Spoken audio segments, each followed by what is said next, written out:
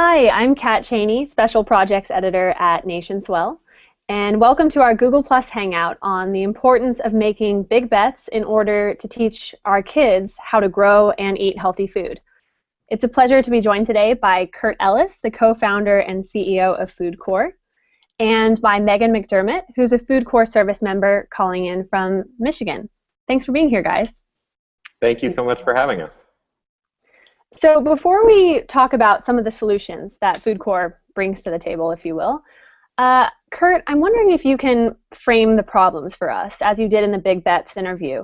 What are some of the problems facing our country today when it comes to healthy food that led you to start FoodCorps? Sure. There are inequalities in our society and inequalities in the way our food system plays out in this country that have led to a shocking number of children not having the opportunity to enjoy and access healthy food. And the result of that set of limitations is long, troubling problems that unfold over that child's life. Diet-related disease, obesity, and the problems that follow in the wake of diet-related disease and obesity take a profound toll on a child's human potential over the course of their lives. And the severity of the epidemic we're facing is quite real. 1 in 3 children is overweight or obese. 1 in 2 of our children of color are on track to develop type 2 diabetes during their lifetimes. And what we see playing out in the food supply for our children is that they are growing up surrounded by this fast food nation. Mm-hmm. And we are holding kids back from health and from opportunity and from success because of what we feed them. And what's particularly shocking is the way in which that fast food nation invades our schools, this place that should be healthy and safe and sacred for our kids, in all too many ways doesn't support their lifelong health. So FoodCorps saw an opportunity to transform schools into places where healthy food is celebrated and served, and mm-hmm. to give kids the knowledge of what real food is, a chance to engage with it hands-on and fall in love with it, and then a chance to access it every single day in their school meals. And our belief, our big bet, if you will, is that if you change that one thing, the relationship a child has with food, then you change their trajectory over a lifetime. It's a good bet to make. So Megan, talking a little bit about your experience in the field, I know you're coming up on the end of your first year as a FoodCorps service member and actually going to be starting another year, continuing to work in the same space. Can you talk about your own experience with food growing up and how that led you to get involved with FoodCorps? And I think you mentioned actually seeing a film that Kurt worked on was part of your inspiration to get involved with food on the ground level. How did your path lead to where you are today and your work in Michigan? So I didn't grow up with a backyard garden or, grandma's heirloom tomato recipe or any of that stuff. I grew up with both of my parents being single parents trying to feed their kid like many families are today. And I lived in a small town with my dad where the manager at McDonald's knew me by name up until about middle school. Both of my parents remarried, and so I saw family dynamics shift. I saw family eating habits shift, and I became kind of interested then, but it was more at a sub-level. I wasn't completely conscious of it. And when I was in middle school, I saw Super Size Me, and ended up doing a project on food advertisements and figuring out what targeted demographics were and why there were so many food advertisements and why they had, kids' toys and things like that.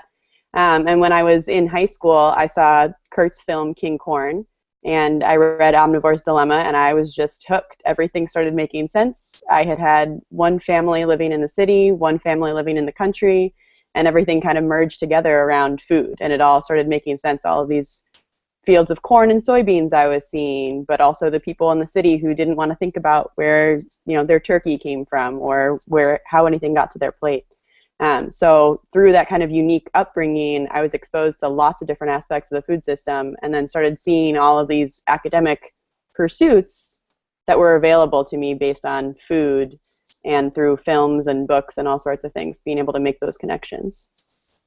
And I love, in a separate talk by Kurt that I was able to check out, Kurt framed what FoodCorps is trying to do by drawing on the words of another influential service-minded American and asking, ask not what your country can feed you, ask what you can feed your country. So a big part of the FoodCorps model is this national service element. And Megan, can you touch on that? You know, to what extent was your desire to get involved with FoodCorps a desire really to serve your country in some way? So a lot of my desire for FoodCorps came out of that need. I really saw the idea of giving back as essential, but more than just giving back, it's about providing help for that infrastructure that's going to create the future for this country. So deciding that that's invested in kids. I have 8 younger siblings. And so seeing how their little minds start absorbing information and how that shapes their worldview and the way they engage with their environment became something that was, you know, I want to live in a country where kids understand their relationship to food and where they can understand where to get healthy food and how to prepare it and what to do with it and how it's going to influence their lives and create a better well-being for them overall. And so that aspect of serving just seemed inherent. It didn't even seem like something where you were sacrificing to do it. It just seemed like it's something that needs to be done. That's great. Now, Kurt, you mentioned that FoodCorps is currently in 15 states, expanding to 17 this fall. Can you talk a little bit about the evolution of FoodCorps, you know, from the initial idea to what it is today? And if you have any success stories you can share, you know, I'm guessing you really have these horror stories turned success stories in certain schools, and I'd love to hear what was on those trays and maybe what might be on those lunch trays now, thanks to FoodCorps. Sure. So FoodCorps has been on a really fast growth trajectory. 6 of us started the organization together. We were all, like our service members, we were young people who felt that we had what it took to make a difference on this big tangled issue of what our kids are eating in school and what we're teaching them there about food. So 6 of us came together to start the organization and very quickly surrounded ourselves with a network of grassroots partners that have been doing this work in the field already and have really pioneered a model that is working, but that needs support to scale up, that needs boots on the ground, if you will. So FoodCorps entered into this kind of patchwork environment that is the food movement in this country, where there are thousands of community-based organizations doing incredible work in particular places that are eager to grow. And FoodCorps put our core members under the direction of those local partners, so the long-term sustainability of our work really stays in the communities where we are working. We started with a first class of 50 core members. We grew to a second class of 80 core members and brought back a dozen standout alums from the first class to be team leaders for the second. Then we grew to a third class that's in the field now, that's 125 core members with 15 second-year fellows. And then this fall we're going to grow to 180 core members in 17 states with 17 team leaders on top of that.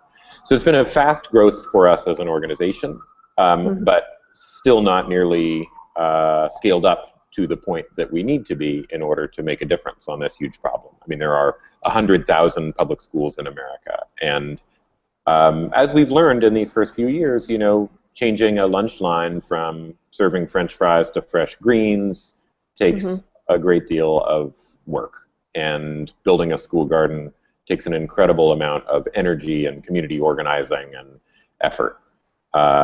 And changing a child's attitude toward food is a long project. So FoodCorps is trying to grow to a significant scale, and we're also trying to be very conscious always of the need to not try to be heroes, but to be conveners, be people who help bring the right local community members together around a table, join existing conversations that are already happening around food, and add a great deal of energy and momentum to that local leadership where we can.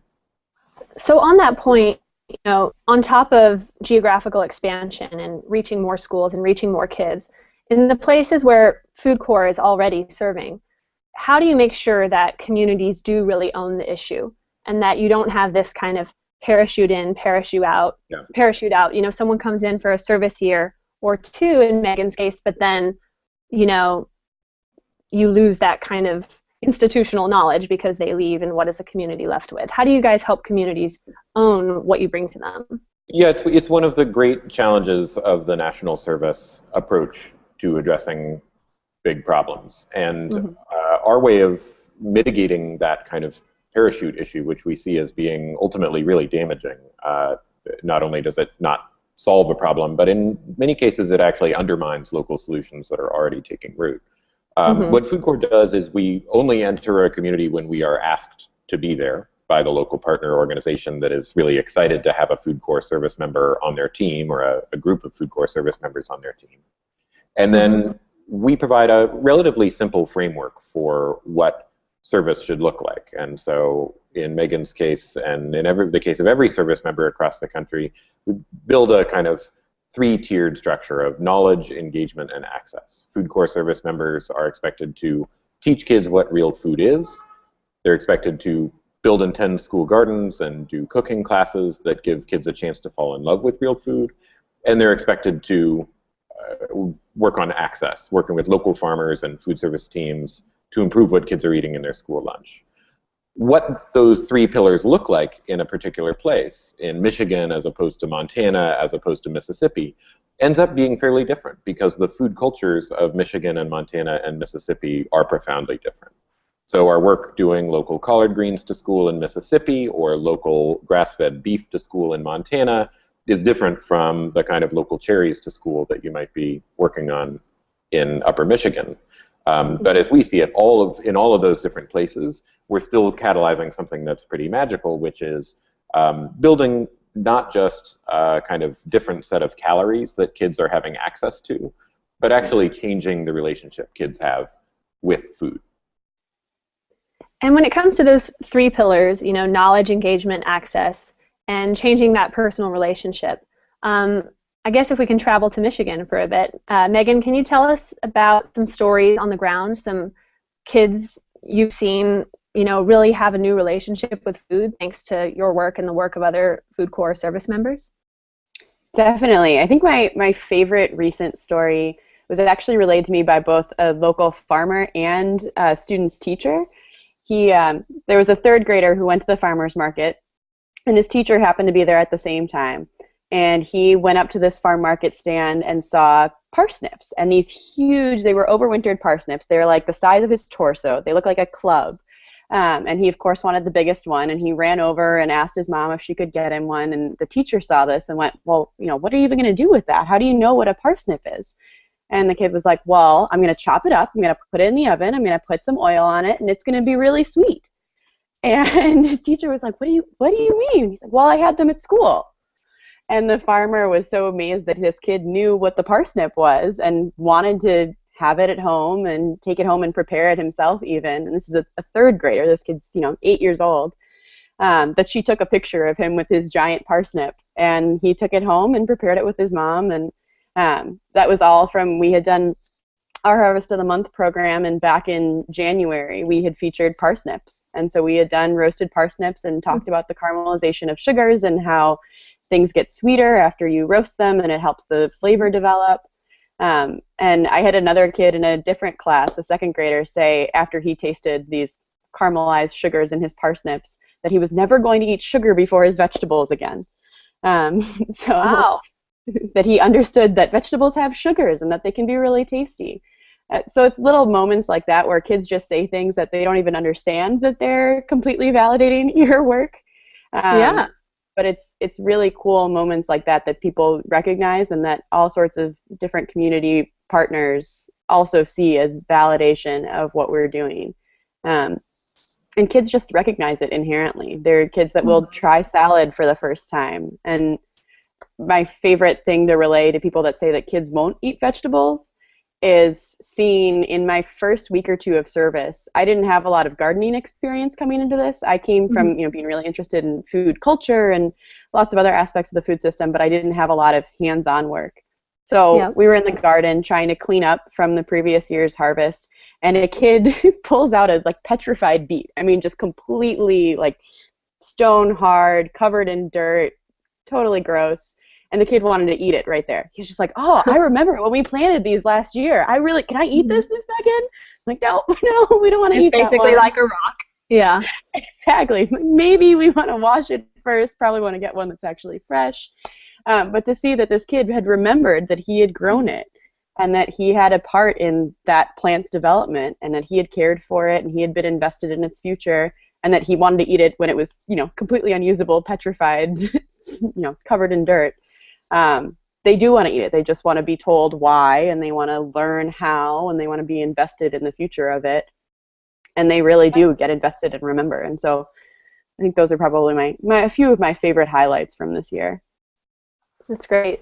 And this is a question, for either of you. When it comes to talking with people about something as personal as what they put on their plates, I imagine that can be met with resistance sometimes, especially when they haven't tried some of the fresh foods you're trying to introduce them to. So Kurt or Megan, can you guys chime in with any experiences you've had where that has been a barrier to overcome and how you've gotten through it? Maybe Megan has a specific one. I would just say from a kind of broader philosophical standpoint, FoodCorps is very careful to choose the carrot over the stick, if you will, in the conversations we have with kids and with families and community members about food.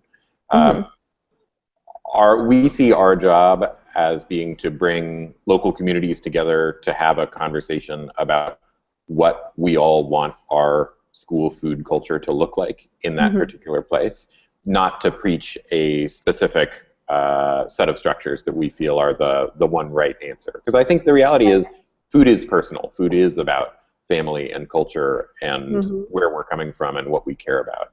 And we have to be okay with there being different food cultures in this country, because I think that's one of the greatest resources that we have.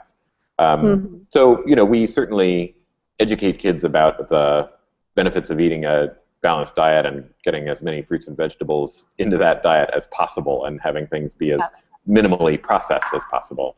But beyond that, it's really about just recognizing that food is important. And once you get over that threshold to actually deciding you care about food, very quickly all the kind of smart dietary choices follow from that.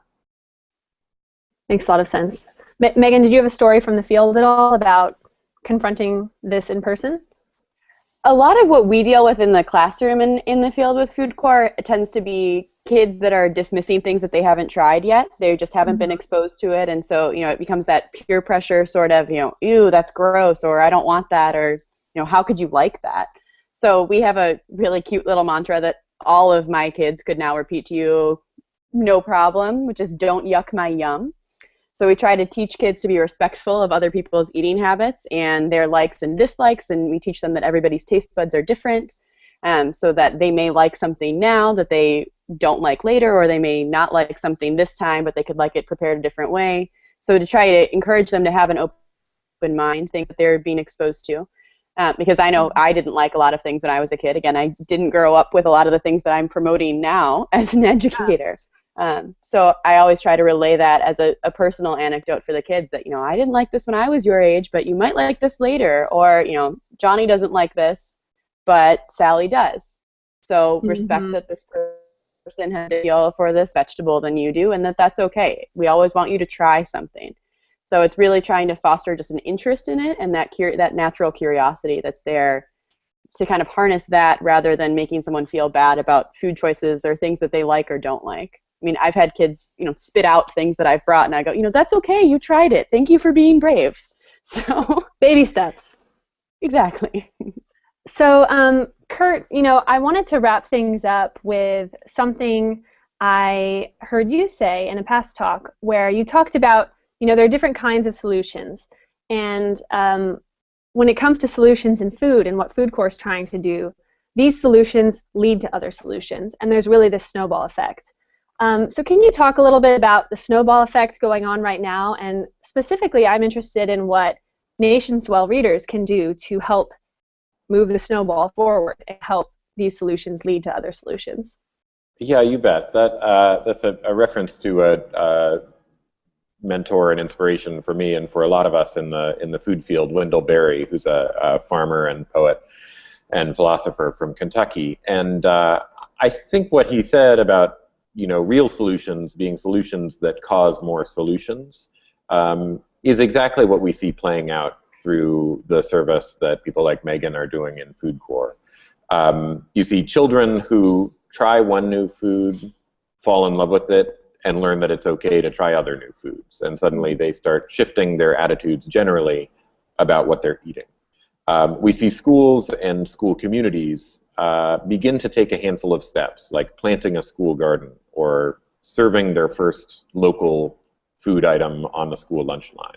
And pretty quickly, the whole school and parent community start saying, this is fun, and we should do more of it. And then other changes start to follow, and pretty soon the school garden is integrated into the curriculum and is a science class resource and math class resource, and the cafeterias themselves, you see the lunch ladies and lunch gentlemen taking an incredible amount of pride in their work, where previously, they'd been sort of the lowest paid workers in the school building, often making less than janitors, and here they are feeling like they're not just cooks, they're really teaching kids about food.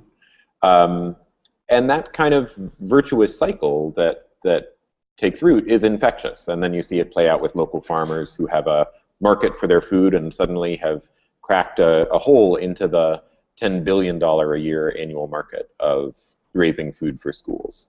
And all of those things add up to something I think that's pretty powerful. And most of all, the kind of greatest benefit of it all is the young leaders who we get to work with over the course of their year in FoodCorps, who then go on to do amazing things. Our alum, Jen Rusciano in Detroit, started an amazing nonprofit called Detroit Food Academy that helps young Detroiters launch their own food businesses. And other alums are off in law school getting ready to do careers in food policy, and others are starting to farm themselves. So we see this kind of ripple effect that's beginning to take root because of what FoodCorps is able to do. And there's room for everybody who wants to be involved in that work with us. If you're watching this Hangout and you're wondering where to learn more or get involved, our website is foodcorps.org. I'd also encourage you to visit our YouTube channel, where you can view some of the amazing food talks, which are sort of like TED Talks that our service members have been completing and posting up there. Totally incredible stories from the field. And then, most importantly, there are steps you all can take to advocate for great school food policy, to get involved in a school in your community, to get involved in their school garden through an organization like Slow Food USA, or to get involved in a school's wellness committee that is in your community, and begin making these same changes take root, because there are 100,000 schools in this country and 32 million kids a day eating school food, and every single one of those kids deserve to know what real food is, where it comes from, and how to find it.